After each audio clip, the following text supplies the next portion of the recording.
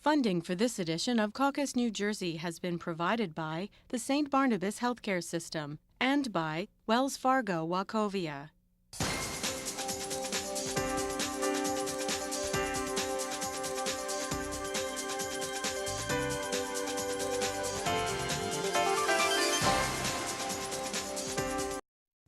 Hi, I'm Steve Adubato. We are joined in the studio by Richard Baza, who is the Executive Director of the New Jersey Association of School Administrators. Good to see you, Doctor. Pleasure to be here. School administrators, what do you do?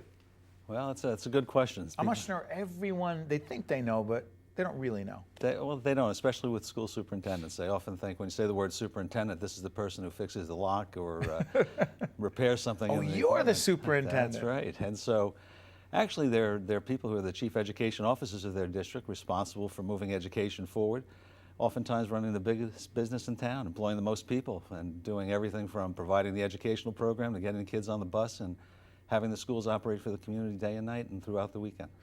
When and how did you get into education? I started off as a young man interested in foreign languages and loved teaching, loved athletics, and knew right away in high school I wanted to be a teacher and had great role models. That's really what inspired me. You had great role models. Yes, I did. Teachers who were around you, and you Teachers said, hey, who were around me, yes. they're good. You know, it's funny, years later, I look back and I realized, without thinking about it for many years, how my life paralleled the things that they did. And I'm very grateful for their influences, even if I didn't realize it at the time. How does the teaching thing turn into the administration piece? Well, it's in some ways not a good thing, but it's a career ladder. You know, if moving into school administration, certainly as a young man, was the place to go if you wanted to continue to improve yourself and do things. And I think you have to have, you know, a certain amount of drive and to go in another direction. But even as I got on many years after being a superintendent for 20 years, I still loved teaching every day that I could, and did it at the graduate level for quite a while. What is the biggest misconception about school administrators? Several, but the biggest one is that there are too many, that we're different than other states. They're overpaid? Overpaid. You know, the facts don't bear it out. I like to call them myths. When we take a look at the cost of education compared to other states, and we look at administration in particular, Right. 8th lowest costs in the nation. For 8th school administration. lowest. That's great. On the percent of the dollar that's spent. Nationally, the average is 10.8%. In New Jersey, it's 9.5% of the budget going towards school administration in the state. But let's go at this, Richard, on a couple of levels. Sure.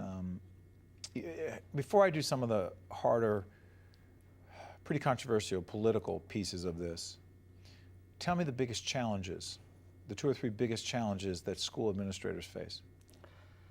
The biggest challenge that they face is improving education given the changing world. You know, What does that mean? Well, many critics say that we're preparing great kids for 1960. The world's different. I mean, even if as we look at our assessment, efforts to improve things, we're not thinking forward. One analogy a lot of futurists use is think of yourself as a quarterback in football. You don't throw it where the person is. You've got to throw it to where they're going to be. That's right. And we need to do that in education too. We need to look, people talk about 21st century skills. We need to look at that very carefully and translate into, how does a school operate? It can't operate the same way it did in the 1900s. It has to be different. Why is it so hard to, I'm thinking about all the literature about change and why change is so hard, exactly. Including Spencer Johnson's, right? Who Moved My Cheese, right? Yes. This is one of the classics. I like it because it's about that. That's right? correct, yes. For school administrators, for schools, for educational institutions, why so hard? Bureaucracy. You know, let's not change things too much. Using standards that were standards of excellence in years gone by. Testing in specific subjects where New Jersey's moving now can be counterintuitive to where we want kids to be. I mean, we have kids now who are going to change actually careers 12, 13 times, not jobs, careers, as they go through their lives. And so we have to prepare them for a different world than we know. So what should we be focusing on and focusing less on? We should be focusing much more on how to solve problems, how to get information and use it. Very interesting. I sat in a seminar recently that talked about how the brain operates with students today, different than I or different than my parents. And when we have those different generations doing the same task, brain operates differently. A lot of visual activity now. In fact, when we look at how students see a page, one of the things they don't see very well is black and white. They see colors. They see only certain portions of the page. And as the technology has helped us to take a look at how kids learn, We need to change that, but what do? We pass on the traditions that we've learned. So I'll give you a great education for me, but we need to have a great education for the future. How have you kept your passion after a few years of doing this? By the way, how many years have you been a school administrator? I was in education for almost 40 years now. I've been working at it as school superintendent for 20 years, a teacher, college level. You have to have passion. If you may have to have it. The question is, how do you keep it once you get it? Well, when you see the importance of your work. When you know, I think the great thing of going from teaching to being a school administrator to being a chief education officer is how you can impact the lives on so many different levels. And it's very difficult because you're often taken away from the love of teaching and learning because you have to be the person that leads the organization to make things happen. Yeah, but you're also the bottom line guy too. I mean, absolutely. We run a not-for-profit production company, and our mutual friend Walt Guarino happens to serve on our board as an unpaid member. Just want to be clear. But what's interesting about that is Walt knows, other people know. As the CEO of our production company, I got to make a budget. I got to make a payroll. Got to make sure there's health care benefits. You have to do the same thing. That's correct. Shrinking resources. Don't tell me that's fun. It's not. It's not fun. It's not fun. It's difficult, but it's a challenge, and that's why we need great leadership in great places. One of the things that I speak often about is how do we get the best people in the best places, because we do have challenges. On the one hand, we hear about all the great news about how test scores are improving, about how kids are going into college. On the other hand, we hear about the challenges that I'm talking about as well that we have to prepare our kids for. So especially now as we talk about today's economy, as we talk about the shrinking resources, we do find it more difficult because all of those pressures are coming to bear on the budgets that chief education officers have. But Richard, aren't you having to make some very tough cuts that you know go to the meat, to the core, to the bone of what great education is? Yes, and that's even more reason why we have to look at it differently. We have to look at how can we integrate, not separate. How can we give kids life experience? How can we get them out of schools earlier and into other places for continuing education? We can't follow the old paradigm. We can't even do it in terms of how we negotiate contracts or how we look at the kinds of things that are required in the school system today. It has to be different. Well, speaking of different, should we be open and flexible to the idea of very small school districts with, I don't know, 2,000 to 3,000 people in a community, a few hundred kids in the school system? Neighboring town is a comparable situation. You come together, one superintendent, not two, otherwise known as merging or consolidation. I think this state needs to look at everything, but it needs to look at it fairly. It needs to be a very accurate assessment of what the facts reveal, because this assumption of bigger is better isn't necessarily true.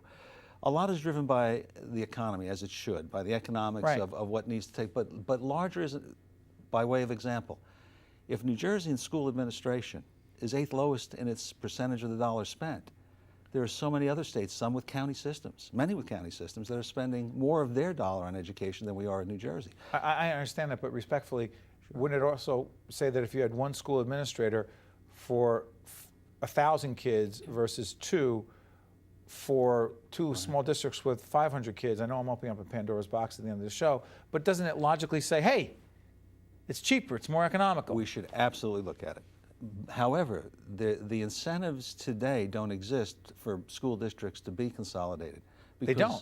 There's always a winner and a loser under today's Why regulations. does it have to be a winner and loser? Because it's tax impact and people are voting their pocketbook. When the school districts come together, they may have to take another district's debt service for buildings they've built.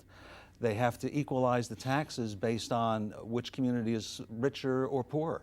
And therefore, there's a winner and a loser. And unless we address that, there really isn't a great incentive for communities to come together and say, let's do that. I think the answer is more in shared services.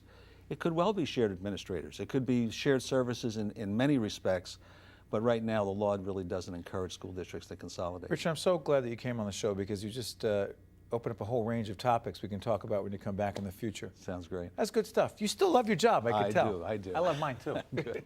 The preceding program has been a production of the Caucus Educational Corporation, celebrating over 20 years of broadcast excellence. NJN Public Television, and 13 in association with WNET.org. Funding for this edition of Caucus New Jersey has been provided by the St. Barnabas Healthcare System and by Wells Fargo Wachovia. Promotional support provided by NJ Biz, all business, all New Jersey, and by New Jersey Monthly, magazine of the Garden State, available at newsstands. Transportation provided by Airbrook Limousine, serving the metropolitan New York, New Jersey area.